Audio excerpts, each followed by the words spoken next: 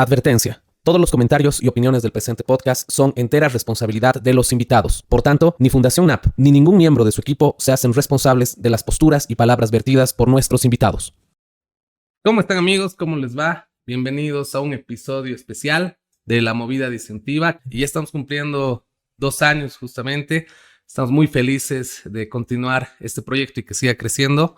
Hoy tengo el grato honor de estar con 2 grandes amigos, Andrés Claros y Alejandro Andrade, que ya han participado justamente en anteriores episodios. Y bueno, hoy día vamos a hablar de todo. Va a ser una charla distendida. Alguna vez me encontré con amigos en Sucre y me dijeron, hey, qué bueno el podcast. He visto el episodio con el Javier Perú, con el Alejandro Andrade, con el Andrés Claros, con el sociólogo, con el músico que es administrador de empresas y demás. Pero justamente me han dicho que una crítica tal vez constructiva, que los temas que tratamos son muy técnicos tal vez. Entonces sería genial hacer un episodio especial donde hablemos de todo y no hablemos de nada. ¿Cómo estás, querido Andrés? ¿Todo bien? Hola Said, hola Ale, ¿cómo están? Feliz de estar aquí con ustedes, gracias por la invitación. Realmente el podcast que hicimos ha sido una experiencia fabulosa, así que estar nuevamente aquí pues me emociona bastante. Querido Ale, ¿cómo estás? ¿Cómo te va? ¿Todo bien? Querido Said, gracias por la invitación. Me acuerdo que cuando has cumplido 1 año con el podcast, estábamos haciendo justamente el podcast conmigo. Y ahora para los 2 años estamos otra vez juntos, ahora con el Andrés más. Casero el Ale. Amigos, amigos desde la infancia, ¿no? Al Andrés lo conozco desde el kinder, a vos desde primero básico. Y qué lindo tener estas charlas, va a ser un lindo podcast. Hemos estado hasta nuestros 12 años en el Colegio Don Bosco, los 3, ¿verdad? Correcto. Después tú te fuiste a La Paz. Sí, cambié mi vida por La Paz y perdí de alguna manera contacto, con la gente aquí. Pero, claro, hace unos 5 años empecé a hablar así esporádicamente con el Ale, con el Pablo Ruiz y contigo, pues habremos retomado contacto y viene muy bien recordar viejas épocas. Cuando estábamos hace unos 3 meses hablando, haciendo el podcast contigo, justamente salimos en la noche. ¿Cómo? Pudimos hacerte conocer No me acuerdo. la onda nocturna en Sucre y hablamos de algo que se me ha quedado aquí como espinita, que es la presión social que todavía tiene Sucre y seguramente ciudades parecidas por casarte, tener un hijo, ya cuando estás cerca de cumplir 30 o más aún cuando eres mayor de los 30, ¿no? Pucha, qué pregunta más complicada ya. O sea, a ver, mira, mi presión, o sea, yo creo que esta presión que tiene que ver con la familia y los hijos, en mi caso, yo creo que en cada caso es particular, pero en mi caso está vinculada a mi profesión. Yo soy sociólogo, tengo una maestría en cultura y sociedad, entonces una carrera estrictamente vinculada a las ciencias sociales y humanas.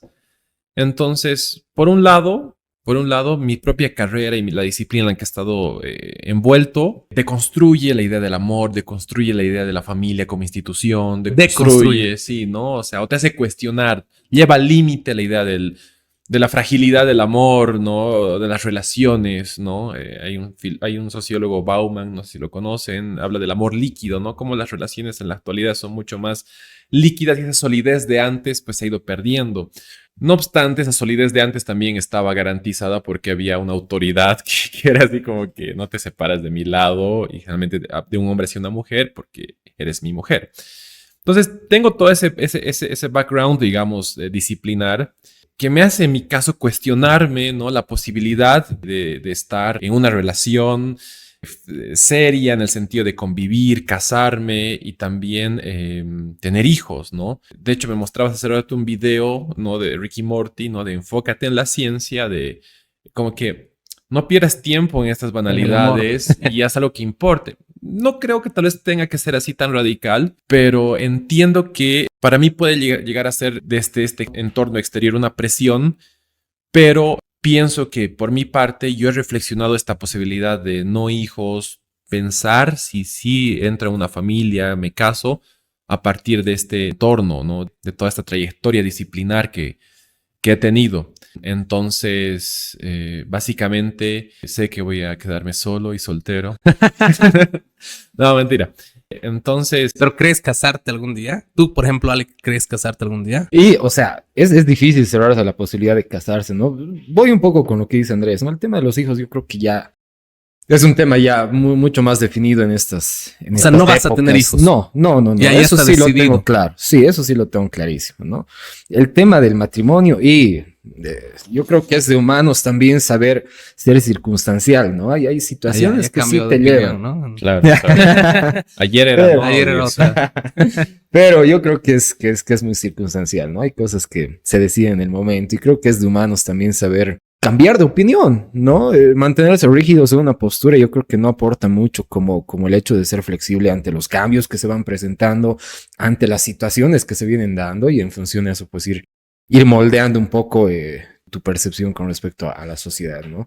Yo creo que la presión, sí, de hecho viene un poco desde la sociedad, desde la familia, etcétera, pero yo creo que también viene desde uno mismo, ¿no? Porque llega un momento en el cual, pienso yo, hay determinadas como crisis en la vida del ser humano y una de ellas es de los 30 y pico y dice, ¿qué estoy haciendo? ¿Qué estoy haciendo en mi vida? ¿A qué me estoy dedicando? ¿Hacia qué me estoy proyectando? ¿No? Y ahí viene la idea de que yo ya debería estar pensando en mis hijos o tener hijos o casarme, en formar una familia, que es lo típico, ¿no? Es lo que nos establecen, no de una manera directa, pero sí de alguna manera nos ponen la idea de que esa es la manera correcta de llevar adelante la vida.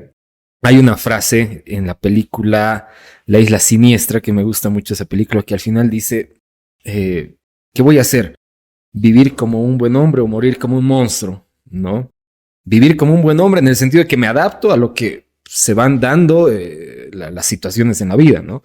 O muero como un monstruo, es decir, voy a morir ante todos, pero voy a mantener mi esencia tal como estoy pensando hacerla, ¿no? Entonces yo creo que esa es la crisis Claro. en la cual nos encontramos ahora y es sumamente debatible, pero yo creo que con un poco de humildad uno dice, puedo en algún momento cambiar de opinión y a ver qué pasa. El tema de los hijos, pero sí, Pero el yo tema de creo los que hijos es sí, yo creo que ese sí, totalmente. Me encantaría ahí añadir algo que ha dicho el Alejandro, que me parece fabuloso, que mira, yo estoy hablando de todo este background disciplinar que me ha hecho por lo menos ver estos temas como algo de, no, aquí es una construcción social, lo típico, ¿no? Pero como dice el Alejandro, también tienes toda esta presión que te llega y esa presión que uno la asume también y es como que, y bueno, ¿y ahora qué hago? ¿Cuándo me caso? ¿Cuándo soy parte de esta sociedad, por así decirlo, ¿no? También cuándo respondo a las expectativas que tienen otros y otras de mí y que de alguna manera yo también he interiorizado esas expectativas, ¿no? A partir de esta mirada de los otros y también de ver a los otros, a mis pares. En este caso, mis pares, ustedes más bien estamos por una trayectoria semejante. Eso es interesante porque ayuda a quitar esta presión. Pero tienes una gran mayoría que todavía familiar, en este caso todas mis primas con hijos. Somos dos de mis primos de unos 5 7, dos que estamos ahí navegando todavía en estas aguas de la incertidumbre, digamos, ¿no? De la incertidumbre para ellos, ¿no? Unas aguas propias nuestras. Entonces, lo que está es fabuloso porque sí, tienes todavía esta presión que en mi caso hace que también a veces choque con tengo todo este acervo teórico que me hace pensar, me hace analizar a partir de teorías, pero también tengo esta parte, entre comillas, no científica, más, no sé si humana, que digo, oye, y eso como decía Ale, a mis 31 me acuerdo, el segundo año del doctorado, voy y les digo a mis papás, papá, mamá, así voy a dejar el doctorado, así. ¿Por qué? Si me preguntan ellos, ¿no? Quiero tener una hija, les digo. Bueno. No, en serio. Y ese momento quería tener una hija, decía, quiero tener Pero una hija. tenías novia. No, o sea, que peor todavía. Claro. Pero Vamos a alquilar un viento. había chance de estar con alguien. Entonces, quiero tener una hija, creo que quiero tener una familia, quiero dejar ya este lado científico de estar pensando y leyendo todo el tiempo y dejar de cuestionar todo. Quiero ser parte de esto, ¿no? O sea, estoy enloqueciendo, quiero ser parte de esto. Mi papá me dijo, exacto, hijo, eso pasa. Cuando uno tiene 30 y tantos años, me hizo recordar, dale, a uno le vienen esas ganas de formar familia y te apoyamos así, ¿no? Y me duró un mes, digamos eso, ¿no? 2 meses. Conocí a alguien y se extendió un par de meses más.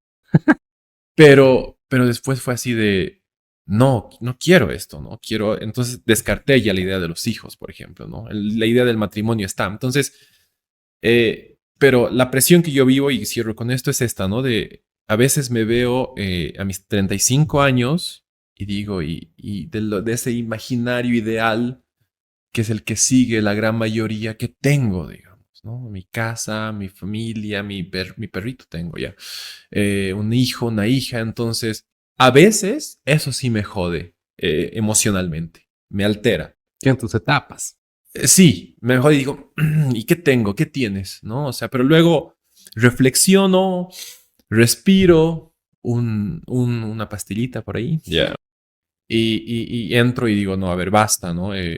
Me gusta mucho esta etapa de soledad y creo que también es otra vía, es una alternativa válida, ¿no? Y nada juzgable y también posible, ¿no? Hay miles de alternativas posibles, no Claro. solo una, ¿no? No obstante, como dice Lale, hay una presión todavía que entiendo, parecería, generaciones mucho más jóvenes no la tienen tan dura, ¿no? No sé. Sí, hay una presión, ¿no? Hay una cosa interesante que siempre le he analizado y siempre le he cuestionado, ¿no? Que es el hecho de que en colegio nos enseñan cuáles son las etapas de la vida. Naces, creces, te reproduces y mueres, ¿no? Y nos han enseñado esto prácticamente en memoria. Dime sobre estos 4, ¿sobre cuál tienes control? Sobre nacer, no. Sobre crecer tampoco. Y sobre morir tampoco. Pero sobre reproducirte, Sí. tenemos la posibilidad de cuestionar eso y decir si es que lo vamos a hacer o no, ¿no? Nos han impuesto ya desde niños y nos han hecho aprender de memoria Claro. el naces, creces, te reproduces y mueres, ¿no? Pero creo que esa es la cuestión que nos tiene ahora. Algo que me llama la atención de paso, dicho sea de paso, ¿por qué hija? ¿Por qué querías tener una hija y no Porque hijo? los hombres o no somos hijo. una cagada. Ya. Gracias. Eso para las chicas. Ya. No, o sea, a ver, no sé, me parece que es una buena pregunta. Mira, o sea, las escritoras, sociólogas, filósofas que más me han interpelado han sido mujeres, ya tienen un pensamiento. Yo creo que no podemos negar que ha habido una desigualdad sistemática, estructural hacia las mujeres durante décadas, ¿no? De que en la actualidad eso hay que evaluar, hay que ver cómo estas brechas se han reducido o en otros lados se han vuelto desiguales, otro tema, hay que entenderlo. Pero me pareció muy interesante que en esa posición, entre comillas, no entre comillas, subalterna que han experimentado las mujeres, han desarrollado cierto pensamiento útil y tienen otra mirada, ¿no? Del mundo.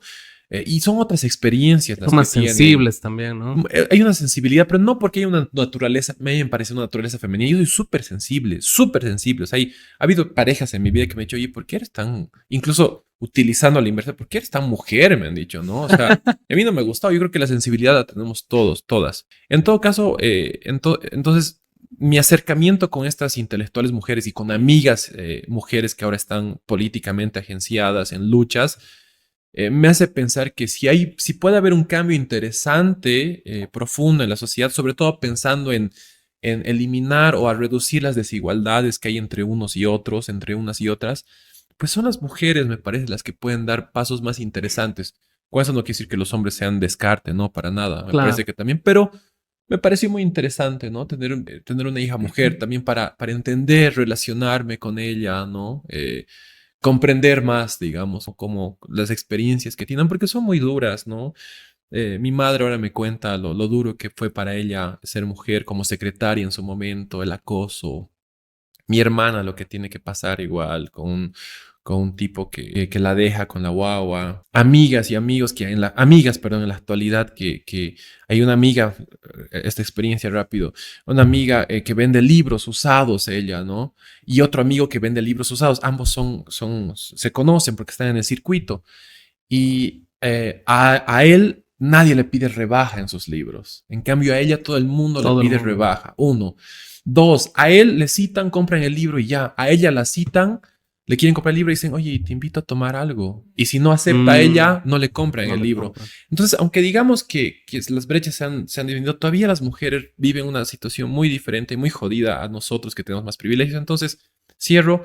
Por ese lado, me encantaría tener una mujer para también entender, apoyarla, ¿no? Y no sé, iba por ahí. Tal vez la respuesta no Sí. convence, pero va por ahí. No, sí, Tengo un válido, amigo válido. que justamente cuando su novia, su esposa estaba embarazada, él le decía, mira, yo sea hombre o sea mujer, voy a querer a nuestro hijo, pero de corazón quisiera que sea hombre, porque yo he visto cómo mi madre ha sufrido, cómo no tiene oportunidades, ¿no?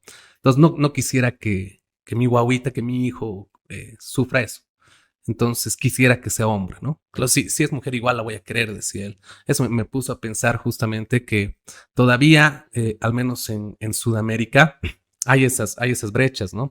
He hablado con él hace 2 semanas de este mismo tema con un amigo que está en Estados Unidos y él me dice, no, que aquí no es así. Bueno, es otro contexto, ¿no? Donde tú estás viviendo, por ejemplo, ¿no? Totalmente. Ahora, en el caso de los hijos, yo sí quisiera tener un hijo o una hija, ¿no? Pero no hoy, no ahora, tampoco al siguiente año, no sé cuándo, ¿no? Entonces puede que llegue mis 80 años y siga ocupado, siga haciendo cosas, todo el rato estoy en proyectos, cuando no estoy haciendo nada, estoy diciendo, pucha, estoy perdiendo mi tiempo, digamos, ¿no? o cuando salgo un fin de semana, al día siguiente como que me viene ese remordimiento de, pucha, podía haber hecho otra cosa, ¿no? O por último, si no tengo nada, podía haber visto con quién hacer otro podcast, o Rick and Morty. Entonces, esa es una idea que sí la tengo, o sea, quiero tener una descendencia, digamos, pero no sé cuándo. Y existe la probabilidad de que lleguen mis 80 y no lo tenga, ¿no? Porque no hay una fecha definida. En cuanto a casarse, igual hay una presión, ¿no? Hay otros que les exigen ya directamente a sus hijos, ¿no? Hijito, antes de morirme, yo quiero que me des un nieto. Digamos, ufa, ¿no? Tengo un amigo que está pasando eso. Su papá ha salido de una enfermedad donde todos le han desahuciado, pero está vivo, gracias a Dios. Cuando los doctores dijeron, ya, él va a morir, digamos. Mi último deseo. Ahí en su cama es, hijito, mi último deseo es que me des un nieto, una nieta, por favor, así. Entonces, el tipo vive con esa eso. presión es otro nivel ya. ¿No ves? Fuerte, ¿sabes? Y pasa, Muy fuerte. ¿verdad? Qué manipulador el abuelo. Hay algo abuelo, de lo que habla Carl Jung, justamente me ha gustado esa parte cuando habla del inconsciente colectivo, ¿no? Todo aquello que nosotros heredamos, no solo de nuestros padres ni de nuestros abuelos, sino desde nuestros ancestros, ¿no? Y que vemos ahí una repetición de procreación, familia y seguir todo ese ciclo, ¿no? Entonces, automáticamente pareciera que ya estuviera preestablecido en nosotros el hecho de la reproducción, más allá de un instinto de supervivencia y de procreación, sino más bien como una cuestión ya heredada también de manera muy fuerte, ¿no? Ahora, algo que yo siempre escucho de las personas pro hijos Ya. es lo que mencionabas justamente, el hecho de que quiero a alguien que herede todo el tema de conocimientos, todo el tema de herencia también, ¿no? Andrés también decía lo mismo, alguien que pueda continuar con una lucha y demás. Pero estamos hablando de nosotros, claro, ¿no? O sea, obvio. yo quiero, Es algo y es egoísta como que también. un alimento del ego, el hecho del hijo, ¿no? Pero, y la vida que va a tener, ¿qué te asegura la vida que va a tener esa persona? Vivimos en un momento de incertidumbre ahorita en nuestro país, ¿no? A nivel mundial, en muchos aspectos, y digo, creo que es nomás responsable ponerse a pensar más allá de nosotros, ¿no? Que no suene a reflexión, No, pero totalmente. claro, pero que creo que es importante eso, ¿no? Sí. La mayor parte de la gente que quiere tener hijos piensa en eso, ¿no? En el hecho de Sí. quiero Una alimentar descendencia. mi ego. Y yo dije lo de la hija y tienes razón, tiene que ver también con ese ego por un lado, pero también con este otro lado de la lucha, pero sí, al final decidí no hijos, por lo que dice Lale, ¿no? O sea, crisis ambiental, no hay agua, los alimentos los alimentos que consumimos, o sea, la gente a veces pregunta, ¿por qué ahora la gente tiene más cáncer? Antes no era así, antes eran más fuertes. No, antes comían alimentos que tenían menos huevadas, menos contaminación y ahora no es lo mismo, pero estamos jodidos y nos da cáncer a todo el mundo, digamos. Entonces, exponer a eso a otras personas, a otros seres vivos, pues es, como dice la ley, irresponsable, es tonto y no funciona, ¿no? Entonces, vasectomía para todos, por favor. Pero tú también has decidido no tener hijos o puede cambiar. Estoy a un paso de la vasectomía. Así a ¿En un paso serio? de la vasectomía. Wow. Sí. Porque creo que sería lo más responsable. Porque también hay otro rollo que sí tienes el condón y demás, esos preservativos. Pero al final la mujer también es la que más tiene que estarse exponiendo con la T de cobre y otras cosillas, ¿no? Entonces, creo que también nosotros para asumir esa responsabilidad, pues hacernos la vasectomía sería lo máximo, ¿no? O sea, yo no quiero que esto sea un espacio de queja, pero yo a la expareja de mi hermana le haría hacer la vasectomía ya, digamos. ¿No? Así ya, digamos. Vos no tienes que seguir procreando, por favor, así, ¿no? Claro. Ya tiene una guagua, mi hermana, y sé que está saliendo contra personas como que no, por favor, no, digamos, no basta, así, ¿no? Entonces, es, como dice Lale, definitivamente una responsabilidad. Y otra cosa que me ha encantado que ha hecho Lale es cómo este ciclo de la vida que aparentemente es natural, en realidad es una norma, se nos ha presentado como algo normativo, ¿no? Normativo. Y lo interesante es que históricamente, a lo largo de la historia, las expectativas normativas de las personas cambian. Entonces, se entiende que esta linealidad, ¿no? Sí, sobre todo desde fines del siglo XIX, a veces pensamos que las cosas son preexistentes y se han dado porque sí, que desde siempre vienen así y así siempre han sido. No, señores y señores, muchas de las cosas que conocemos en la actualidad, el mismo hecho de la nación Bolivia, de la nación, viene desde el siglo XIX, se han creado, se han construido ahí. Entonces, esta idea lineal de entender la vida lineal en la evolución, que evolucionamos de seres primitivos a seres civilizados, es una construcción, que hay un ciclo de la vida lineal, es una construcción, no tiene por qué haber linealidad. De hecho, filósofos y otros más han planteado que la vida o los procesos no son lineales, sino son o así, de subidas y bajadas, o son como espirales, etcétera, etcétera. Entonces, también nosotros tenemos esa libertad, yo creo ahora, con tanto conocimiento y tanta información, de imaginarnos lo que la Silvia Rivera dice, otros mundos son posibles, otras formas de vivir son posibles y sobre todo formas de vivir enfocadas a lo que yo siempre defiendo, que es las relaciones simétricas entre todos y todas en nuestras diversidades, ojo. Apuntar a igualdad o a simetría no significa que todos seamos iguales y luego nos tengamos, seamos como Orwell, digamos, ¿no? Así el ojo que nos homogeniza a todos, ¿no? Pero quebrar con eso, ¿no? Y yo creo que lo interesante, tenemos un punto donde podemos quebrar con ciertas líneas, ver intersticios en esas líneas que nosotros podemos meter y quebrar. Y el área lo ha hecho así de manera brillante, como que en esta línea de naces, creas, te reproduces, hay un punto donde nosotros podemos quebrar también estas cosas y crear otros mundos posibles, ¿no? Eso a mí me parece muy lindo. En este sentido, los tres, por ejemplo, todavía podemos decidir a nuestros 34 años, 35, 33, pero hay otras personas que no, ya han tenido un hijo que no ha sido planeado, ¿no? A sus 20, no sé. Que eso pasa con la mayoría de nuestros amigos, ¿verdad? Entonces, algo también importante aquí para reflexionar es la importancia de lo que tú decías, ¿no? No solamente la mujer se tiene que cuidar, sino también es el hombre. Muchas veces le presionamos a la mujer a decir, no, te cuidas o tomas esta pastilla porque sí tomas, digamos. Pero lo que tú dices es tener una responsabilidad compartida, exactamente, ¿no? Entonces, un consejo también para todos los jóvenes que nos están viendo. Igual seguimos jóvenes nosotros. Es que hay que pensar en eso, ¿no? Conozco muy pocas, son contadas las familias de amigos que sí han planeado tener un hijo. Es decir, perfecto, vamos a tener un hijo este año, sí, porque ya hemos viajado, no sé, queremos tener un hijo. ¿Te parece? Sí, perfecto. O sea, ya lo estás planeando. Pero por lo general es, he metido la pata, ¿no ve? O sea, ¿y ahora qué pasa? Entonces la familia viene, no, pues te casas porque te casas. ¿Qué va a decir el vecino? ¿No ve? Si no te casas. Entonces, pucha, no, nos casamos. Y ahí justamente vienen todo esto de los divorcios, ¿no? O sea, conozco familias que se han casado hoy día y se están divorciando a los 3 meses. A los 4 meses, así, locura, ¿no? ¿Para qué tanta fiesta? ¿Para qué han traído pecados a la fiesta, digamos? Entonces, eso es algo muy importante también, de que nosotros seamos conscientes. Y todavía en nuestra sociedad es un tabú esto, ¿no? No hay que hablar con él. Tiene todavía 18 añitos. Tiene todavía 17 añitos, no hay que hablar. Entonces, claro, yo pienso que tiene que ser normal eso para precautelar todos estos contextos, ¿no?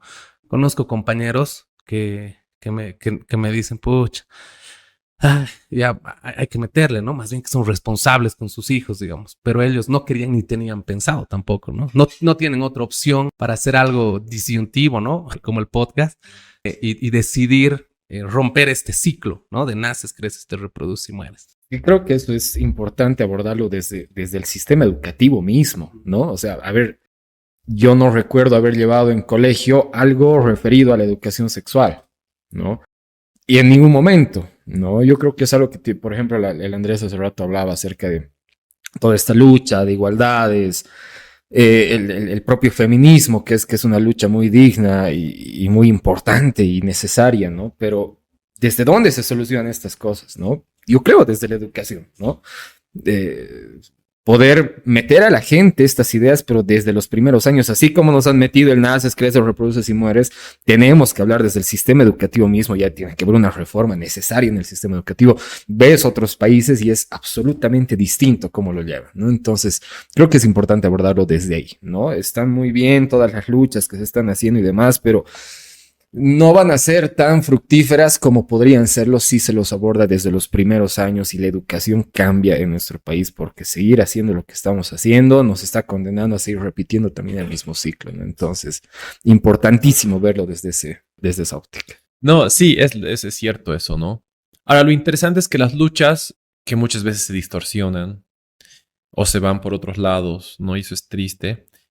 Sí tienen repercusiones, ¿no? Y muchos de los cambios, por ejemplo, en sistemas educativos europeos que existen, han sido gracias a esos momentos de cuestionarse, ¿no? De esas feministas, de los propios socialistas en su momento, que ahora podríamos decir que están en otra movida. Pero y lo que dice Dale sí es cierto, ¿no? O sea, es uno de los instrumentos por excelencia que nos pueden ayudar a hacer realmente cambios es la educación. Aunque también la educación históricamente también se ha utilizado, ¿no? Para legitimar o mantener puede ser un arma de doble filo, ¿no? Entonces, porque tienes también un sistema de educación en la actualidad que está ahí queriendo hacer cosas, que habla sobre un desarrollo comunitario, ¿no? Que puede ser interesante, como la experiencia de la escuela de Warisata, de que no solo hay que aprender en teoría, sino en práctica, y está genial. Pero y ahí habría que preguntarnos, ¿no? Tienes algo tan encostrado, tan duro que en el discurso hay leyes, la ley contra la violencia hacia la mujer, ya, que está ahí la ley, entonces hay logros, ¿no? Se enseña en los colegios, está enseñando en los colegios también, ¿no? En otros, pero todavía se continúa reproduciendo eso muy fuerte, entonces hay algo que está bien arraigado y que la educación es un instrumento valioso, pero hay que ver también qué otras luchas otros espacios de diálogo, ¿no? Podemos encontrar, ¿no? O sea, yo, por ejemplo, y también sí sería un espacio educativo totalmente, pero en mis clases de la universidad yo trato de meter esos temas, ¿no? Vincular, porque al final son transversales, están metidos en todo lado, ¿no? Esos son transversales, entonces yo trato de mis clases también hablar de género, ¿no? Por ejemplo, doy comportamiento organizacional. Y ahí meto el tema de acoso laboral, diversidad, ¿no? Y muchos temas. Entonces, sí se puede trabajar de ahí, pero hay mucho que hacer, ¿no? Hay mucho que hacer. Por ahí leía, no me acuerdo si era Freud, no estoy seguro quién, pero lo que decía era, la vida es de los 0 a los 5 años. De ahí en más es una repetición de recuerdos. Interesante. Entonces, ahí te das cuenta de la importancia que tiene el hecho de poder educar desde los primeros años y desde las primeras experiencias de vida de las personas para que de ahí en adelante adopten el comportamiento adecuado, ¿no? Y ahí estamos hablando de igualdades, estamos hablando de educación sexual, estamos hablando de un montón de temas que tienen que estar desde los primeros años de la vida para que de ahí en adelante pueda... Es importante lo que dice el Andrés, ¿no? Y qué bueno que lo hagas en tus clases, de hablarles y de tratar de tener un poco más de conciencia con los alumnos y demás. Pero de alguna manera ya son mentes un poco más formadas, casi ya es un poquito difícil cambiar una idiosincrasia, que es como que la huella digital del pueblo, a estas alturas, ¿no? Yo creo que eso se cambia, pero desde muy, muy, muy atrás, y es importante poder abordarlo. Y creo que la única forma es la educación, sea cual sea el escenario, ¿no? Pero creo que es la única forma de poder hacer estos cambios necesarios, especialmente en nuestro país, ¿no? El tema de violencia, el tema de el feminismo, que como digo es una lucha muy digna, el tema de la educación sexual, el tema de el aspecto económico, financiero y la educación financiera, la inteligencia económica y financiera que deben tener los chicos, enseñarles a emprender desde jóvenes, etcétera, ¿no? Creo que es importante poderlo ver desde esa óptica educativa, pero desde el principio. Sí, hablando de educación, pienso que la educación sí es un fenómeno complejo, ¿no? En primera instancia, la educación creo que está eh, influenciada por la cultura y la cultura a su vez está influenciada por el poder político, ¿no? Por el Estado y por el ideal de hombre. Entonces, ¿qué queremos como hombre aquí, no? Entonces, en muchos estados, por ejemplo, no, queremos un hombre pasivo, queremos un hombre que no sea contestatario al poder, por ejemplo, ¿no? Entonces, ¿qué es lo primero que se hace? Se hace cambiar la educación. Es por eso que hay tantas reformas educativas, ¿no ve? Y además, aunque no queramos aceptar, la educación, en realidad, el hombre que sale de la universidad, del colegio, de estos contextos académicos, podríamos decir, sin duda hace tecnología. No necesariamente tecnología como un desarrollo de software o robótica, no sé. Hace unos 3 podcasts hablaba con Manuel Laredo de Mamut, ¿no? Él me dice, yo tengo una empresa tecnológica. Yo hago pisos resistentes, amortiguantes a partir de gomas en desuso. En vez de que las estén quemando las gomas, yo les digo, hey, traigan aquí las gomas, vamos a hacer pisos resistentes. Y está exportando en Paraguay, en Argentina, en Brasil. Y él dice, o sea, lo mío es tecnológico, pero hay gente que dice, no, lo tuyo no es tecnología. Claro. ¿Dónde está tu computadora? ¿Dónde está tu robot? Vos no haces tecnología. Vos eres el loco de las gomas, digamos, ¿no? Y listo. Entonces, claro, pero hay procesos químicos, físicos ahí, Claro, ¿no? obvio. Entonces, la educación genera tecnología. La educación está influenciada por la cultura. La cultura la quiere moldear el político, el que tiene el poder. Y la tecnología, a su vez, es cultura. Entonces, es como un ciclo que todo influencia a todo, ¿no? Entonces, es complejo justamente decir, debería ser así, porque si entra algún gobernante, por ejemplo, un país X, con diferente tendencia política que el anterior, va a cambiar la educación, pero en base al ideal de hombre que él quiere, ¿no? Entonces, estos temas pienso que deberían ser, no se deberían tocar. Es difícil, ¿no? O sea, si lo hacemos así, por ejemplo, o sea, tienes que velar por estos puntos, por la igualdad y demás, pero es muy difícil, ¿no? Planteado una sociedad utópica, creo, ¿no? Ideal. Porque, claro, difícilmente vamos a poder hoy en día, en nuestro país al menos, poder romper esos esquemas que dices, ¿no? A partir del poder político y el tema cultural heredado, van a darse las condiciones para el tema educativo, ¿no? Y eso va a velar siempre los intereses político-partidarios. Entonces, sí, compleja la situación. Igual, ¿no? De las propias luchas, ¿no? O sea, eso lo decía Nietzsche siempre, ¿no? Mantenernos siempre en tensión, ¿no? No adormecernos en ningún mensaje de verdad, decía él, ¿no? O sea, y su crítica era a los mensajes de verdad religiosos, digamos, ¿no? Esa es la verdad, digamos, Dios. Entonces él decía, nunca nos adormezcamos en esos mensajes de verdad y mantengamos siempre el arco en tensión, ¿no? Siempre en tensión, críticos, ¿no? Muchas veces eso la gente dice, es que este es tibio, ¿no? No se inclina ni por uno ni por otro. No, Nietzsche diría, no, por mí yo no soy tibio, yo estoy en tensión, crítico ante cualquier mensaje. Entonces, también existe el riesgo que en nuestros discursos, ahorita que estamos hablando de la desigualdad, del feminismo, podamos estar también cayendo en mensajes de verdad, ¿no? Entonces hay que ser también críticos a eso, ¿no? Porque Y puede ser cuestionable. recuerdo que entrevistaba una compañera feminista muy capa, ella muy capaz. Ella me decía, es que no entienden el mensaje de verdad, me dice yo. Y se puso así, me dice, "Ah". Me dice, parezco evangelista, me dijo. Yo dije, y le digo, sí, o sea, podemos caer en ese riesgo, ¿no? Entonces, es difícil también cómo eso te puede instrumentalizar, que es algo que ha pasado un poco en nuestro país, ¿no? Había un mensaje muy lindo de trasfondo con esto del MAS y este rollo del vivir bien, y la integración de mucha filosofía indígena potente a favor de la madre tierra, que es lo que se busca porque estamos en una crisis medioambiental terrible, pero que lejos de aplicarse se ha distorsionado y se ha vuelto en una muletilla, digamos, un discurso muletilla que no ha tenido un impacto. Entonces, hay que tener en cuenta, hay que ver que no solo que juegan muchos actores, ¿no? Y esos actores se están conectando y están velando por sus intereses, ¿no? Y es terrible, eso es jodido. Ahora que tocas este tema de la educación que que se ha impuesto ahora en educación regular, sobre todo, hay algo que no me gustaba al principio y que más bien sigue cambiando, pero sigue todavía, que es de que al estudiante, a un principio había esa tendencia, ¿no? Al estudiante no se le puede premiar. Yo me acuerdo que antes había como el cuadro de honor, primer lugar, segundo lugar. No sé si ahora hay, pero cuando recién se implementó este nuevo sistema educativo, Avelino Signani, no, ya no lo puedes premiar al estudiante por su esfuerzo, porque en realidad los estás bajoneando a los otros y en cierta manera los estás discriminando. Entonces no los premies, digamos. Entonces justamente eso generaba un proceso, pienso, ¿no? O sea, me puedo estar equivocando, pero pienso que genera un ambiente de conformismo, ¿no?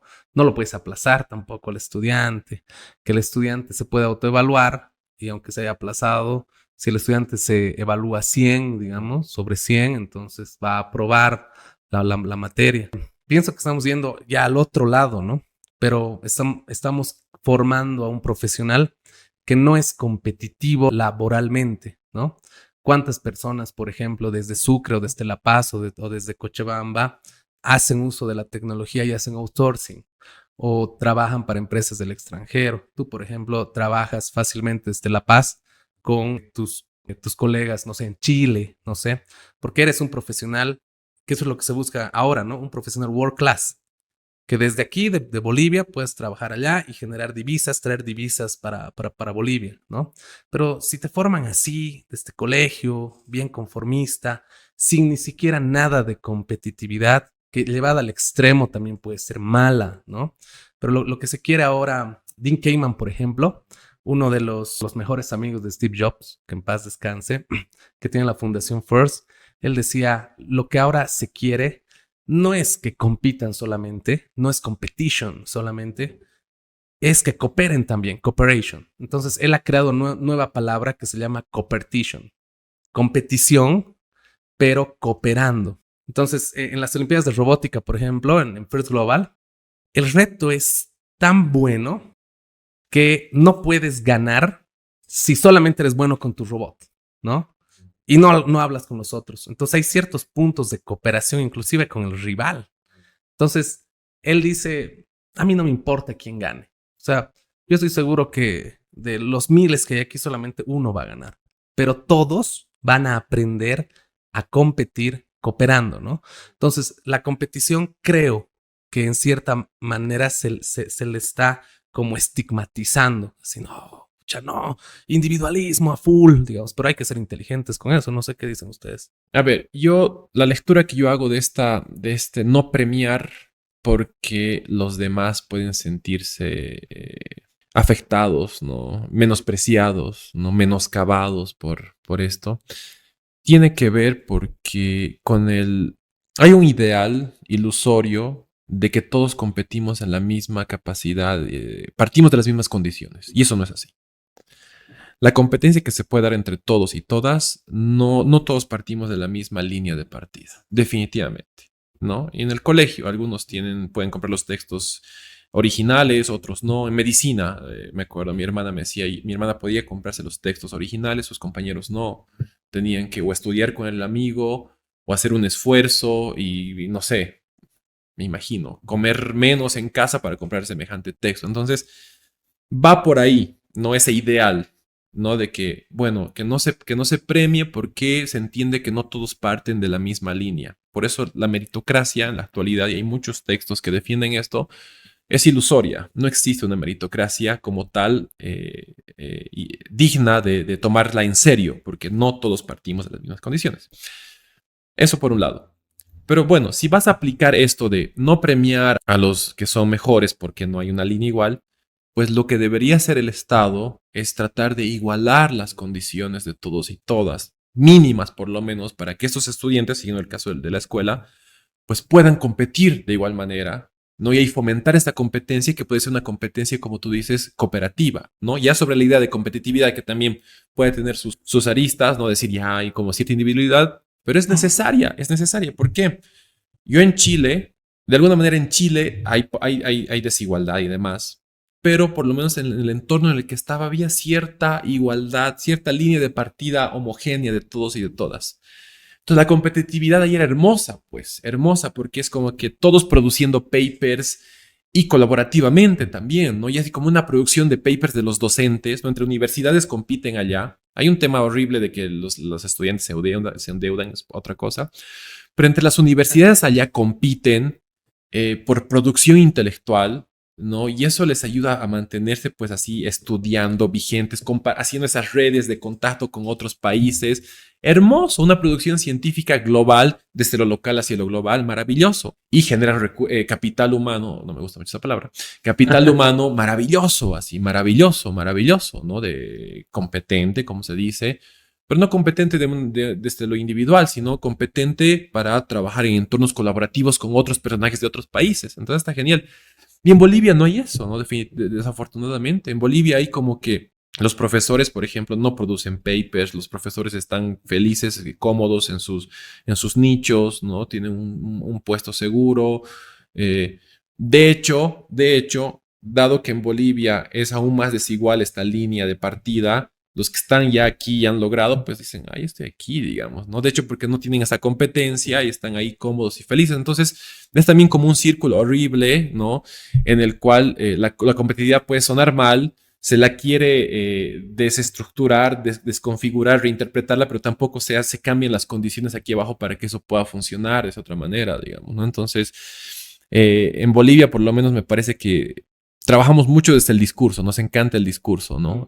Manejamos así, somos campeones en discursear, sobre todo los políticos, y es lo que ha pasado con esta ley, ¿no? Que tiene cosas potentes, pero que no vas a aplicarlas si no haces otros cambios por detrás, digamos, ¿no? Entonces, a mí me parece que va un poco por ahí lo que señalabas, ¿no? Esa es mi interpretación. Claro. Hay una diferencia también importante a tomar en cuenta en lo que dices. Y es el tema de las inteligencias múltiples, ¿no? Las diferentes inteligencias que tiene el ser humano, ¿no? Tenemos los que tienen mayor tendencia hacia la lógica matemática, otros hacia el lado artístico, otros hacia la parte deportiva del cuerpo y demás, ¿no? Entonces creo que ahí se ven lo que decía Andrés, ¿no? No tenemos una línea de partida igual para todos, ¿no? Y creo que es importante también incluso eso, ¿no? Saber fomentar un poco más, saber descubrir un poco más para qué están hechas esas personas, ¿no? Yo en colegio he sufrido un montón, porque no me gustaban las matemáticas, la física y demás. Y sí, me costaba mucho estar al nivel de porque el colegio era exigente, académicamente era muy fuerte, ¿no? Entonces sí me costaba bastante porque, claro, lo mío iba por otro lado totalmente, ¿no? Claro. Y sentía una frustración grande porque decía, ¿por qué no lo logro? Puta, me costaba bastante, ¿no? Entonces creo que es importante incluso tomar en cuenta estos elementos y poder de alguna manera tener estos grupos de personas que puedan estar dedicadas exactamente a lo mismo y lograr esa cooperación de la que decías, ¿no? Entre personas afines en estos distintos tipos de inteligencia para que de esa manera puedan surgir de manera colectiva y de manera individual, de manera óptima para su rendimiento. Claro, hay aristas en todo esto, ¿no? Sí, y es lo que dice, justo estoy leyendo un filósofo sociólogo que él dice, ¿no? O sea, para entender estas dinámicas y estas aristas, no en su totalidad, hay que ver cómo nos vamos conectando uno con otros, las conexiones que hay entre unos y otros, ¿no? O sea, a veces puede sonar medio abstracto todo lo que hablamos o desde las ciencias sociales y humanas y desde otras ciencias también, pero es eso, ¿no? O sea, cuando tratamos de implementar este tipo de programas o tratar de ser igualitarios y decir, ya no se va a premiar al que es mejor por esto y esto, a veces nos manejamos en este nivel superficial y no estamos viendo tal vez viendo que hay diferentes, múltiples inteligencias, cómo por detrás los actores se están conectando, qué intereses existe para estos, para ellas, ellos, ¿no? Entonces, es así. ¿Y cuáles son los discursos también que predominan, no? O sea, hay discursos que predominan ahora, por ejemplo, predomina mucho el discurso de emprender, digamos, ¿no? Entonces, muchos se inclinan por ese lado, digamos, ¿no? Entonces, ¿cómo podemos también nutrir eso para que los que quieran emprender también sean realistas, ¿no? Porque el discurso del emprendimiento también es bien fantasioso, ¿no? Es así como bien engañoso, de doble filo, ¿no? Como todos vamos a emprender, así, ¿no? Solo es esforzarnos, digamos. Hasta ¿no? Un tema de privilegios, ¿no? Sí, total. Es complicado. Y a mis alumnos de la UPB les decía así, ¿quiénes quieren emprender aquí? Y todos levantaban así su mano. ¿Y ustedes creen que van a lograr todos? Y no por desmotivarlos, ¿no? sino para que reflexionen y digan, bueno, la verdad, oye, qué jodido. Y hasta si todos emprenderíamos y si solo fuera cuestión de esfuerzo y todos nos capacitamos, los recursos del planeta se van al cuerno, digamos, ¿no? O sea, porque la totalidad de la humanidad que emprenda, digamos, con algo, con comida, digamos, no funcionaría. O sea, no. Entonces hay un discurso ahí también que tiene que ver con pisar, ser realistas con esto y un poco lo que decía el Alejandro, lo que decías tú, Said, ¿no? Ver también cómo vamos norteando los horizontes de los y las demás generaciones que vienen, ¿no? Con esto. Claro, en el colegio, por ejemplo, una crítica es de que solamente premiaban al mejor alumno. Ahora ya no premian ni eso. Pero, ¿por qué no premiaban al mejor músico, por ejemplo? También, claro. Al mejor estudiante en oratoria. Porque esa es otra capacidad también genial, ¿no?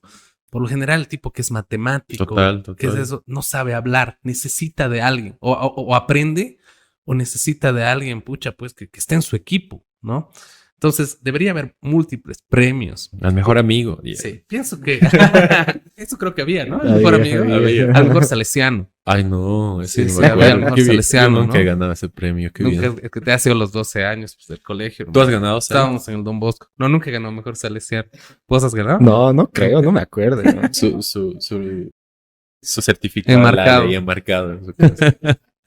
En Estados Unidos, por ejemplo, nos ganan en eso. O sea, ellos han sido los pioneros y los que han implementado el constructivismo, pero ya pues antes, ¿no?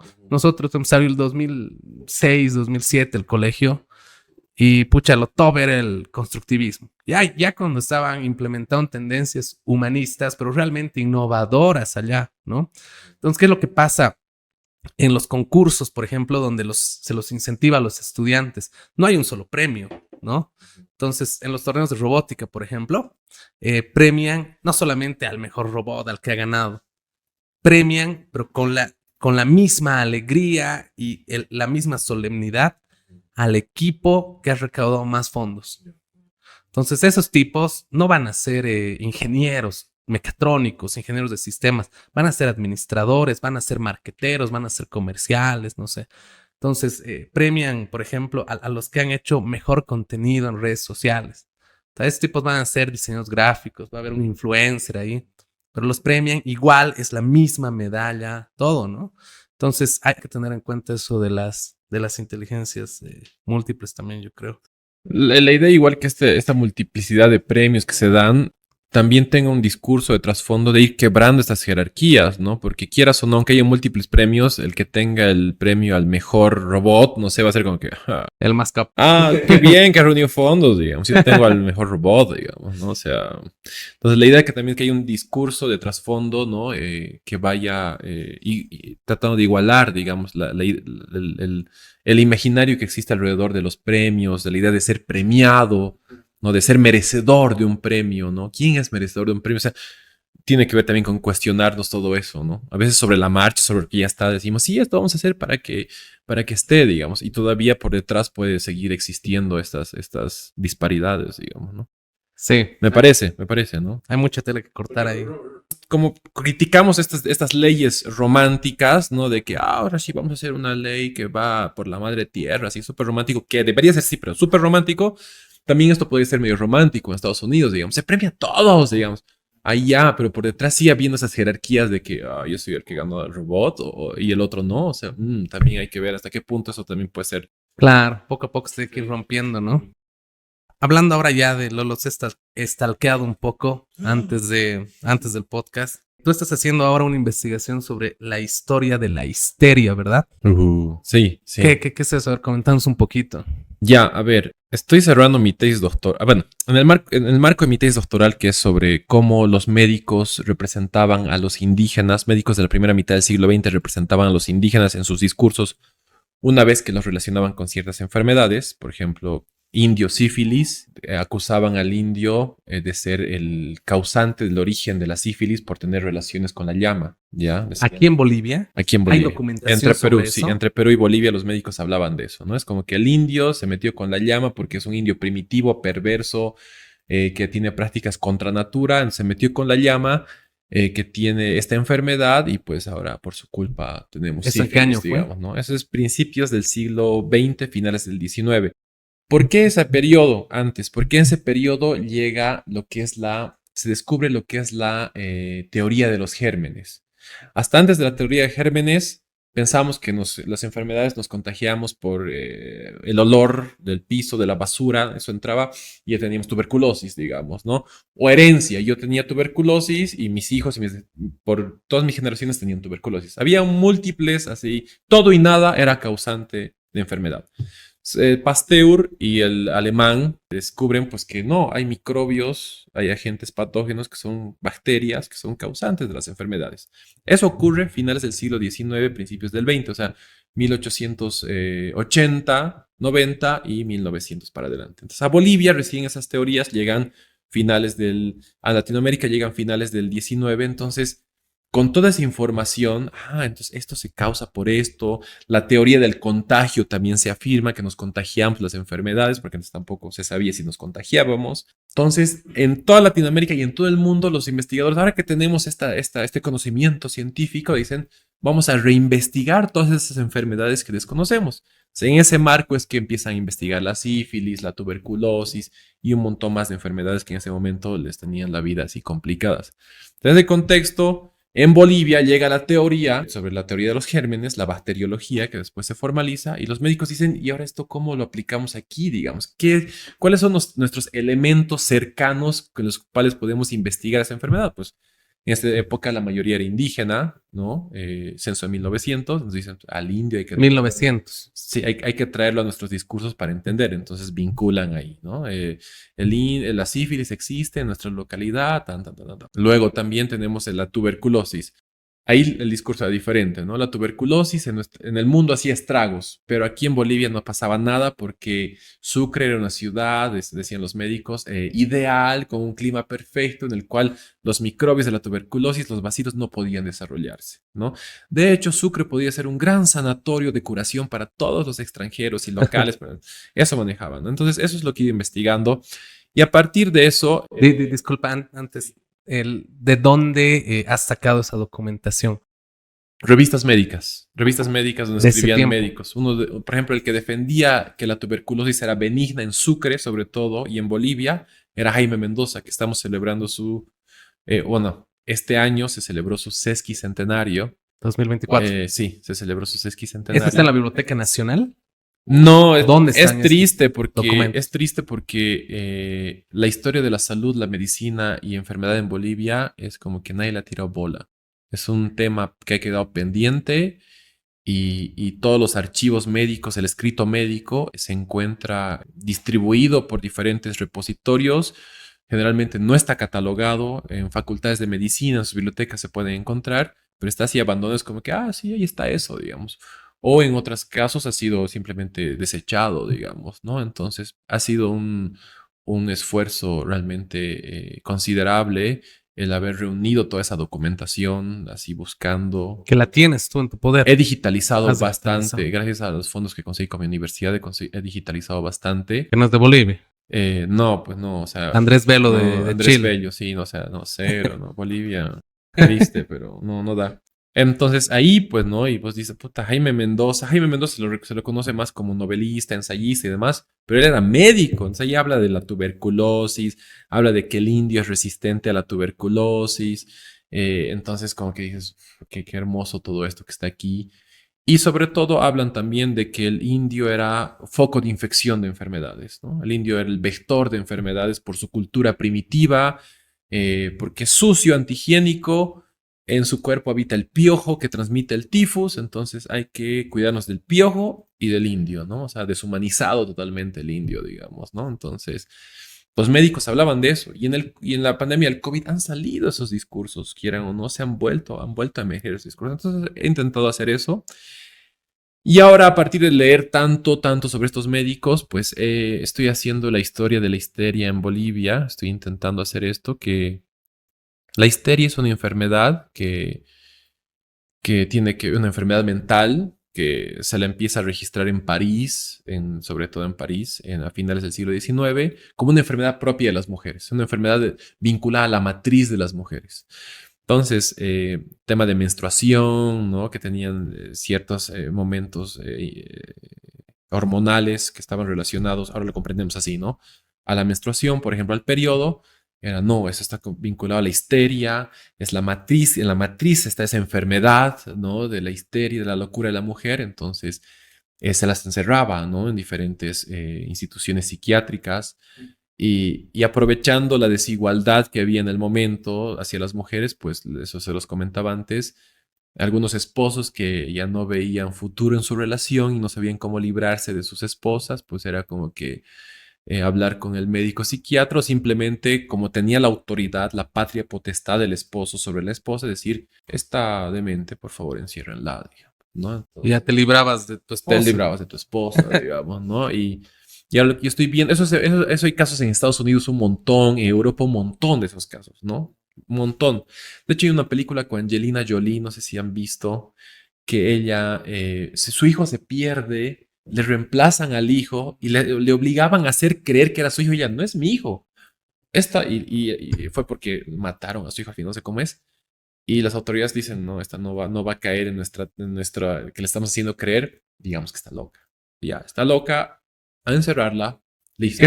¿Cómo se llama esta peli? No me acuerdo, es con Angelina Jolie, véanla, es muy bueno, no me acuerdo. está ambientada igual en esa época, siglo de ese tiempo. siglo XIX o XVIII, véanla. Y es así, ¿no? Entonces había, en ese momento la psiquiatría se convierte en un arma del patriarcado, ¿ya? Así lo voy a plantear, para pues, puta, esas mujeres que joden, las encerraremos, ¿no? O sea, nos libraremos. Mujeres que en esa época estaban haciendo el feminismo, ¿no? Así también con el socialismo de criticando sus derechos, ¿no? Están locas. Adentro, al manicomio, digamos, ¿no? Y ahí no solo encerrarlas, sino hacerles mil y un cosas. Entonces, lo que yo quería ver, o quiero ver, es cómo eso en Bolivia se reproduce y las particularidades que adquiere en nuestro territorio, ¿no? Porque eso también, hay una ciencia que a veces parece universal, ¿no? Y tecnología universal, pero que en realidad en cada contexto local adquiere ciertas particularidades que la transforman, hasta traicionan, puedo utilizar esa palabra, traicionan esa ciencia hegemónica en sus propias localidades. Entonces los médicos aquí, esa ciencia que llegaba colonial, podríamos llamarle desde afuera impuesta, aquí los médicos la aprovechaban para hacer sus propias teorías, manejarle de su propia manera. Entonces estoy un poco tratando de ver eso, digamos, en esta historia de la histeria, que a ver cómo sale, porque la idea también es que esto no se hace pues así sin fondos, ¿no? Y en Bolivia, tristemente, no hay fondos para investigaciones. En fondos. Sí, pero a fondos de Chile, digamos, ¿no? De Chile o de otros países, porque aquí nadie te da, ¿no? La plata. Gracias. Por lo menos, y más en lo que le contaba al Said en el primer podcast, creo que hicimos, más en una sociedad donde todavía jerarquiza todo. Yo estoy en contra de que se jerarquicen las cosas, me molesta muchísimo. Otra cosa que se ha ido jerarquizando, y eso es construido, es histórico, no es que es porque sí, son las ciencias también, las disciplinas. Entonces, disciplinas como la sociología, la antropología son menospreciadas frente a otras disciplinas que sí crean ciencia y conocimiento, digamos, ¿no? Entonces, con eso también tenemos que lidiar, digamos, nosotros, los sociólogos. Sí, me estoy victimizando. Sí, es importante, yo creo, romper esos paradigmas, ¿no? Que tenemos. Y lo que hablamos, y eso, lo que hablamos la anterior vez también con el Said, esto y generar redes interdisciplinarias, ¿no? Lo mismo que lo interdisciplinar que está de moda ahora, que no sea una muletilla más, que sí, aquí somos interdisciplinares y listo, ¿no? O sea, realmente que se genere conocimiento interdisciplinar, digamos, ¿no? No me acuerdo bien ahorita, lástima, pero cuando hice una presentación sobre Jaime Mendoza y la tuberculosis, que la tuberculosis no funciona en la altura por los rayos del sol, eso defendía Mendoza, una ingeniera fue a ver esa charla y me dijo, oye, desde la ingeniería tenemos una teoría semejante, ¿por qué no escribimos un paper colectivo así? Genial. Entonces de eso se trata, digamos, pensar en algo interdisciplinar, digamos, ¿no? No me acuerdo, era hermoso lo que me explicó, soy un burro, no me acuerdo. Pero bueno, ¿no? Que no sea tampoco es una muletilla más, digamos, ¿no? Me parece. Lo que hablábamos la otra vez, ¿no? Del Sí. tema de la transdisciplinaridad, que es importante. Yo no Ya no estamos en sistemas cerrados como para que abordemos la problemática desde solamente un enfoque, ¿no? Creo que se pueden construir sociedades y cooperaciones interesantes a través de las distintas disciplinas para abordar el problema que se busca. Sí, así es. Qué interesante lo que estás haciendo. Y bueno, pues si te podemos ayudar en algo, hermano. Claro, hermano, si tienen ahí unos billetillos de sobra. O tal vez, no sé, contactos Les afuera, paso mi ¿no? cuenta si quieren. La cosa es conseguir fondos concursables. Claro, fondos que a uno le permitan investigar, digitalizar documentos, ¿no? Esas cosas. Y aparte vivir también, ¿no? Vivir, es un poco Claro. el trabajo que tú haces con la robótica, ¿no? Digamos, o sea, sin fondos difícilmente lo lograrías, digamos, ¿no? O sea, no sé cómo es la dinámica. Sería interesante si nos puedes contar, no sé, pero en nuestra investigación es esa, ¿no? O sea, y nosotros vamos así mendigando, digamos, por ahí. Claro, en el caso mío ha sido, bueno, gracias a Dios, yo soy docente en la Facultad de Ciencias y Tecnología de la San Francisco. Entonces, esto de la robótica era un hobby. Mira. La primera vez que hicimos este torneo, lo hicimos con Luis Fernando Ortiz, con Tu Beca Bolivia, justamente con Diego Rojas, así. Y Luis Fernando, cuando le dije esto de hagamos una competencia, él estaba todavía haciendo su último año en su maestría en Harvard. Diego Rojas también estaba en Boston terminando su maestría y me decían, no va a dar esto. Casi me dicen, no tenemos miedo. Estás vos solo ahí, ¿no? Y no, o sea, meternos a esto, pucha, medio que no, pero confíen en mí, digamos, ¿no? Y bueno, todo ha sido gratis, siempre, ¿no? Entonces, ahorita, por ejemplo, de los torneos de robótica y demás, no ganamos nada. Pero sí ganamos algo muy, muy bueno, que es inspirar a los jóvenes, ¿no? Que eso creo que me llena y nos llena a todo el equipo que está en Ten Minds, en Fundación NAP. Y por eso justamente hemos creado la fundación, porque hay cosas que hacíamos con responsabilidad social, como responsabilidad social empresarial, primero como personas y después ya como empresa, como Ten Minds, que dijimos, no, hagamos la fundación, ¿no? Para esto. Entonces, cuando nos contactó el gobierno, por ejemplo, el Estado hace 2 años para hacer esta competencia, ahora AGETIC es el organizador principal. Me acuerdo una conversación que teníamos y ellos nos decían, ¿y cuánto invierten cada Claro, año? exacto. ¿No? A ver, 2 millones, 3 millones, 4 millones, no, invertimos 0, ¿no? O sea, no manejamos plata física, Ya, todo es voluntariado y demás, ¿no? O sea, claro. la universidad te da el coliseo, pero los chicos se pagan su pasaje. Hay otros, lamentablemente, que no pueden venir porque no tienen plata, ni modo, tampoco se los podemos pagar. Pero ya estamos en un cambio, por lo menos, ¿no? Entonces, así ha nacido, ¿no? Hay muchas áreas, por ejemplo, hay muchas competencias en otras áreas y demás que me dicen, ¿no? O sea, pucha, ¿por qué te están apoyando? ¿Por qué a vos? ¿Y por qué no a mí? Que también es bueno y demás. Claro, pero es que no saben toda la historia, ¿no? Entonces, nosotros hemos trabajado casi una década solos y estábamos resignados a que nunca nos iban a apoyar, digamos. Pero ya ha llegado un punto en que esto era tan grande que era la mayor competencia robótica gratuita que no hacía el Estado, ¿no? Entonces, ¿cuántos millones agarran estos tipos? 0, ¿no? Pero tenemos una red de voluntarios que también le meten Genial. y demás, ¿no? Entonces, más que todo ha sido eso, ¿no? Pero en el campo de la investigación necesitas, pues, o sea, si quieres estar 8 horas al día, necesitas comer, ¿no? O sea, Claro, exacto. no estás haciendo, qué bien, voy a postear en el Twitter que estás haciendo, digo. Eso no puede ser una autoridad, ¿no? Claro. O sea, te voy a felicitar, listo, he cumplido. O sea, necesitas pues vivir, ¿no? Entonces es algo complicado y las reglas del juego también tienen que cambiar en ese contexto, ¿no? Deberían, pero a ver, pues, ¿qué pasa en Bolivia? Tú, Ale, estabas la última vez que hemos hablado en el podcast justamente inaugurando tu estudio. ¿Cómo te está yendo en tu estudio musical?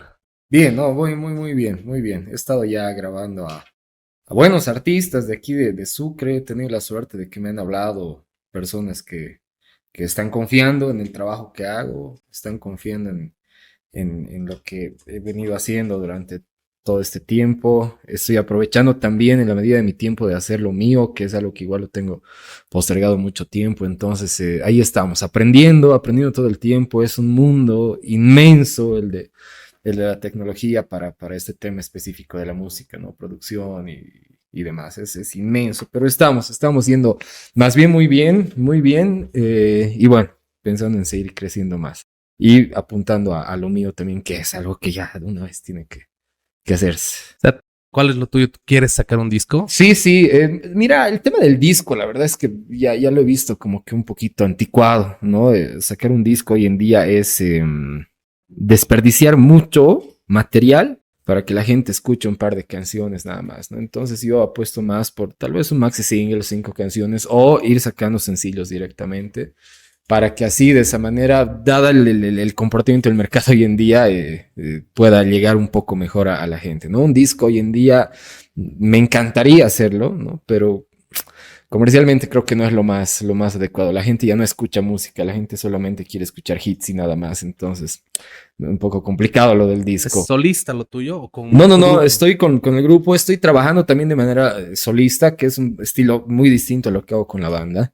Pero sí, estoy trabajando también como solista, Ale Andrade específicamente, y también con la banda que estamos ahí. Igual próximos, yo creo que a menos de 2 semanas de lanzar un temita. Han cambiado baterista, ¿no? Hemos cambiado, sí, temas de tiempo del anterior baterista, a quien le tenemos un cariño bastante grande y un agradecimiento también muy grande por todo lo que ha colaborado. Bueno, le han impedido poder continuar en el proyecto. Ahora está Andrés, justamente que era nuestro compañero de Andrés colegio. García. Sí. Y él está ahora. No, Andrés Claros. Tu tocayo. Estamos con él ahora en la batería. Así que ya. va muy bien, va muy bien. El tema musical, en la medida de mi tiempo, ¿no? Es complicado. Es como dice Andrés, es complicado hacer algo que no tienes remuneración o que no tienes de alguna manera algo que te permita continuar en eso, ¿no? Es complicado. Agradezco tener más bien un trabajo, un sueldo que me absorbe la mayor parte de mi tiempo, pero en la medida de mi tiempo también estoy partiéndome ahí entre que la música, entre que una cosa y otra, y acabo durmiendo 5 horas al día, pero trato de poder hacer todo eso. Ayer estábamos hablando por WhatsApp y lo veo conectado a eso de la 1 AM, ¿no? Entonces dije, pucha, hoy día no hay pod. Ha salido. Está en el Berlín. Está en algún lado. Pero no, me ha mandado una foto que él estaba en su estudio justamente trabajando. Que certifique dónde estaba. Sí. Mándame foto. No, de hecho me quedo hasta las 4. Ah, no. Hasta las 4 de la mañana, sí. Y podía haber seguido, pero he dicho dormir un rato, que tengo un podcast y tengo que estar un poco lúcido para. Ya has para cambiado de eso. look también en comparación con el anterior podcast. Estoy cerrando, sí. Te pareces más joven. No, ya era hermano. ya era hora. Sí, no, un cambio de vida interesante. ¿Qué cambio de vida has hecho? Hablando de eso. Alcohol, cigarros, ya he dejado de fumar, y fumaba demasiado, no me enorgullece decirlo, pero fumaba demasiado. Ya son 32 días sin fumar un solo cigarro. Qué bueno. Sí, ese es complicado, pero se ha podido. El tema del alcohol igual, solamente en ocasiones especiales y... Ya casi nada tomas, ¿no? Casi nada. Ese es difícil el tema del alcohol porque hubo una temporada que lo dejé completamente, no tomaba una sola gota y es un tema muy social, es un elemento muy social el tema del alcohol y es muy complicado no estar en esa dinámica. Entonces, claro, el equilibrio creo que es lo más adecuado en estas cosas y ahora me tomo un trago cuando es alguna ocasión especial, pero trato siempre de evitar. Ahí está además el gimnasio, el ejercicio. Sí, porque estás más flaco. Cambio de vida, ya tenemos 30 y varios. Así el estrés, el dolor. Hay que tomarse en serio la vida. Me acuerdo que Lale estaba sin tomar 5 meses. Qué bien. Y su primera gota de trago de alcohol fue en el casamiento de tu hermano. Claro, el matrimonio de mi hermano. Si no era su matrimonio igual y seguía sin beber. Pero bueno, era una ocasión especial, así que tuvo que ser así. Claro, y esa vez nos vimos que salimos. Claro, la vez que salimos justamente. Esa misma noche. Entonces, no, pero sí, son cambios. ¿Sientes que hay un cambio en tu cuerpo? No solamente a nivel físico, sino también a nivel mental, a nivel emocional, a nivel de mis relaciones con las personas, de mi propia predisposición hacia la vida en general. O sea, sí se nota un cambio muy satisfactorio y creo que es importante hacerlo. Es importantísimo hacerlo porque sí tiene un beneficio muy grande. Tú, Concuerdo con... Es jodido, ¿no? Yo que he pasado por este trastorno de ansiedad, que lo continúo manejando, y ataques de pánico que te comentaba en el primer podcast, el alcohol pues era algo que se me prohibió, ¿no? Porque realmente me alteraba, ¿no? Me alteraba el tema nervioso, me dejaba inestable y haberlo dejado un tiempo, casi un año y más, pues así fue como que es otra cosa, ¿no? Te sientes mucho, no sé, me sentía mucho más liviano, digamos, en esa parte más física. Pero con otra actitud también, ¿no? Como dice Lale, con otra actitud de enfrentar ciertos problemas que tienes, ¿no? Ayuda, es un gran pegamento social, ¿no? Así te ayuda hartísimo el alcohol a veces cuando hay que compartir. Pero claro, ¿no? Lo que venimos hablando, ¿no? Siempre hay otras posibilidades, formas. otras formas posibles, otros mundos posibles. Creo que coincidimos los tres en que nuestras habilidades sociales tal vez no son las mejores, ¿no? Y Sí. el alcohol es un elemento que nos empuja Sí, un poquito a engranar con la gente y yo siempre lo he manejado así, ¿no? Para mí siempre el alcohol ha sido ese pegamento, esa cohesión con las personas, esa manera de integrarme al grupo en el cual estaba y demás, pero creo que no es la manera, ¿no? Y creo que podemos desarrollarnos de otras maneras. Sí, total. Pasa. Sí, conozco personas que cuando me conocen y cuando entro en confianza, que es muy rara vez, me dicen, "Ay, yo te consideraba un tipo bien malo, bien serio. Tú andas así." Y lo que pasa es, les digo, no, yo soy tímido. O sea, Exactamente. cuando una chica me habla, hola, corriendo, ¿no? Al otro lado. Pero pasa, ¿no? Ya cuando alguien está en una fiesta, por ejemplo, está con una cerveza, no sé, ya como que te abres. Que el alcohol es desinhibidor en realidad, ¿no? Te desinhibe de todas esas capas, de todos esos cuidados que tenemos con la gente. entonces tomas unos tragos y te muestras más. Como siempre he dicho, creo que es bonito conocer a la gente cuando está con tragos porque la conoces como es. Sí, así es. Y contigo siempre hemos tenido una relación De alcohol. muy buena de alcohol, pero muy buena. Nunca ha sido mala copa. No. Sí, nunca, ¿no? No, Nunca. no, creo que no. Pero sí conozco a personas que... Tengo una anécdota Ya. en una cena justamente con colegas. Todos estábamos súper bien, tranquilos. Ya. Y uno se ha emborrachado. Bueno, ya estábamos borrachos todos. Pero uno ha dicho, yo aparte de ser ingeniero de sistemas, soy abogado. Bien. Todos ustedes no me llegan ni a las canillas. Tendrían que volver a nacer para ser como yo. Entonces, ahí tú te das cuenta que el tipo tiene un resentimiento, tal vez un complejo de inferioridad con sus amigos, ¿no? Y que se lo guarda y que sale cuando está borracho, ¿no? Ya.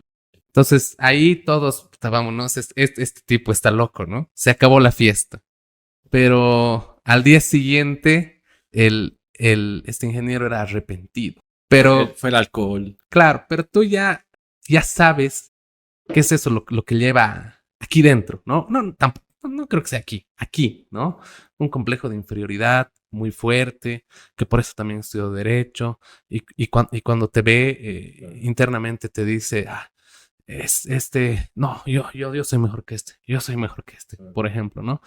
Pero en nuestro caso, creo que siempre nos hemos llevado bien. Sí. Todo Me estoy tranquilo. acordando, claro, a la vez que salimos, tomamos unos buenos tragos, ¿no? Y Y el Andrés, nadie dijo que yo soy. Y el Andrés peló cable. era tal cual lo ves hablando ahorita. Poco más efusivo, ¿no? Para Sí, hablar, sí, pero tal sí. cual estábamos hablando acerca de la desprogramación, de la fragmentación del ser humano, un tema filosófico interesante. Claro.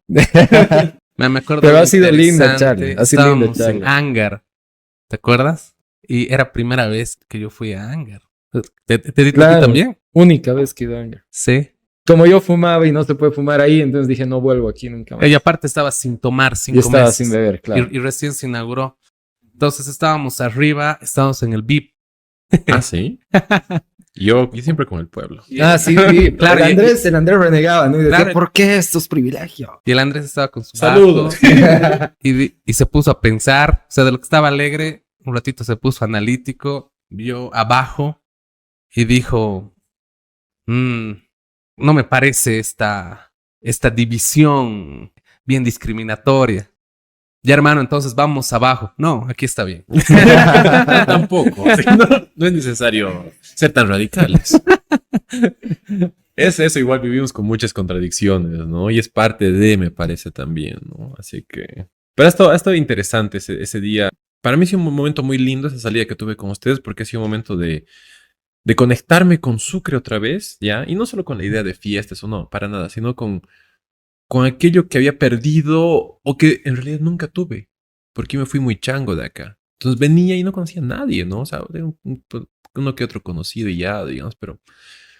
Entonces fue tal vez como recuperar o vivir o experimentar recién aquello que, quién sabe, hubiera experimentado de otra forma, pero con mis compañeros, digamos, en su momento. Te has perdido la joda sucrense, hermano. Te has perdido nuestras salidas. Es domingazo, bicho, Dios mío. Así, Chucky están locos. ¿No? Realmente. Pero increíble. En este episodio, que es el especial, lo vamos a sacar en octubre. Justamente también quería preguntarles a ustedes, que son mis amigos, ¿cómo ven el podcast? ¿Qué tal? Siempre me encuentro con personas y me dicen, oh, yo veo el podcast, que está súper, pero tienes muletillas. Siempre digo la palabra y a veces también digo la palabra o sea, y también digo digamos mucho. Entonces eso tengo que cambiar. Pero después, ¿cómo lo ven? ¿Qué capítulos más les ha gustado tal vez a ustedes? Hay un capítulo que ha inspirado a muchas personas, por ejemplo, que es del Javier Perú. Ya. Yeah. De cómo se ha sincerado aquí, que todos lo ven como un experto en marketing. ¡Wow! Un dios.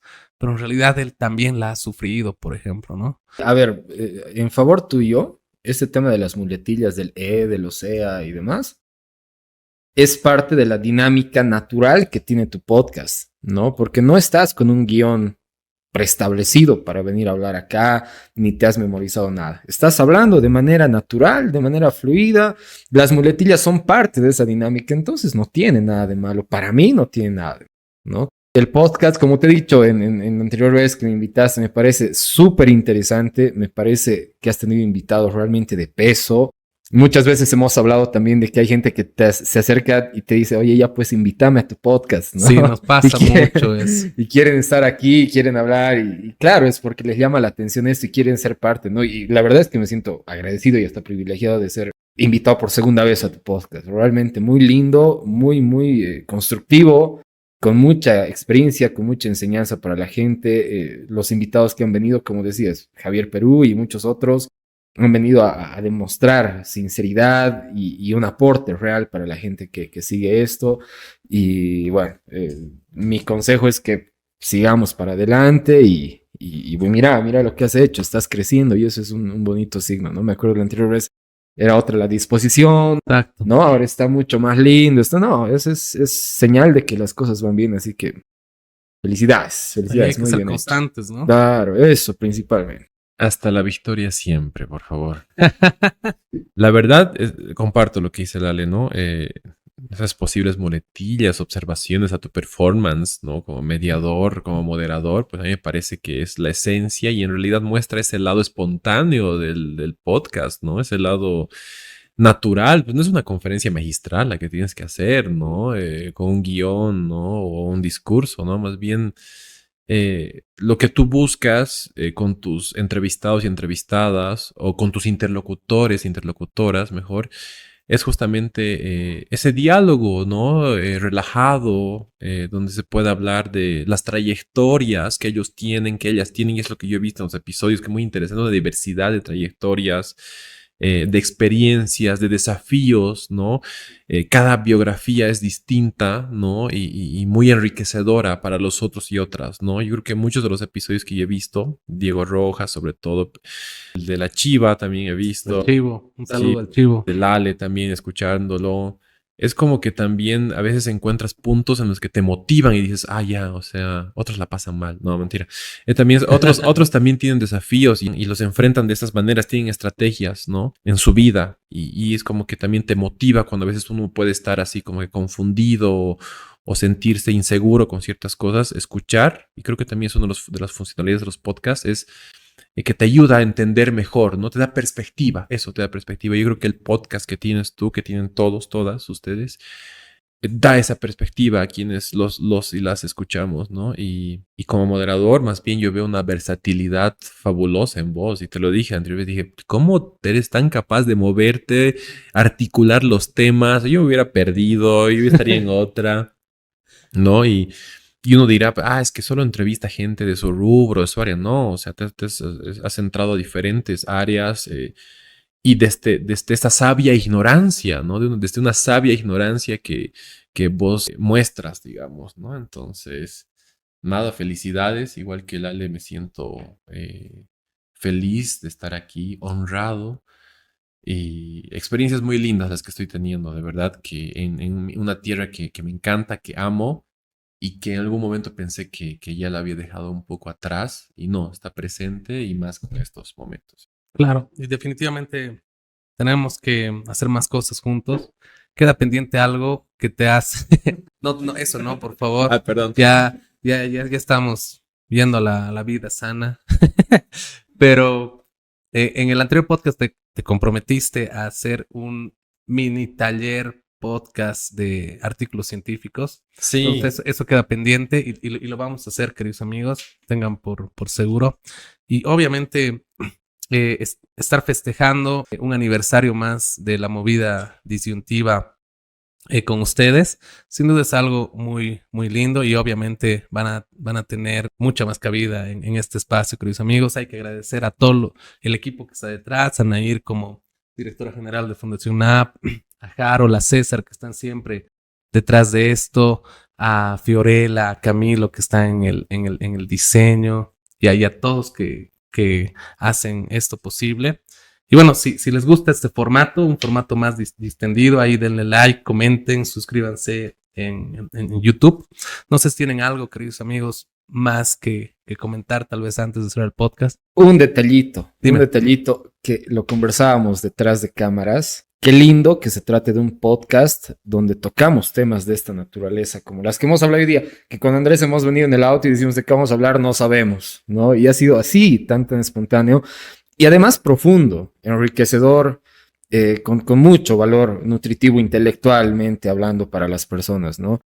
No quiero despotricar contra otros podcasts que hay aquí en Bolivia que son faranduleros y hablan de todo y de nada, y creo que no es lo que necesitamos. Tal vez sí lo que sus bolsillos necesitan, pero no es lo que necesitamos, y creo que es un aporte importante que estás dando, y esa línea me parece increíble que la mantengas. Mira, ya 2 años que tienes invitados de esa naturaleza y viniendo de ti, pues está siguiendo una línea muy, muy, muy interesante, y que así siga siempre. No, gracias, hermano. Gracias. Comparto lo que dice Lale. La verdad es que es un espacio donde uno puede repetirlo, ¿no? Así 1 y 1000 veces porque yo me siento cómodo, siento que puedo. Es eso, ¿no? En muchos espacios me parece que hay como que ciertas. A ver, siempre somos un personaje. Pero en muchos espacios hay más como que ese personaje construido, extremadamente construido. Acá yo me he sentido bastante tranquilo, relajado, suelto.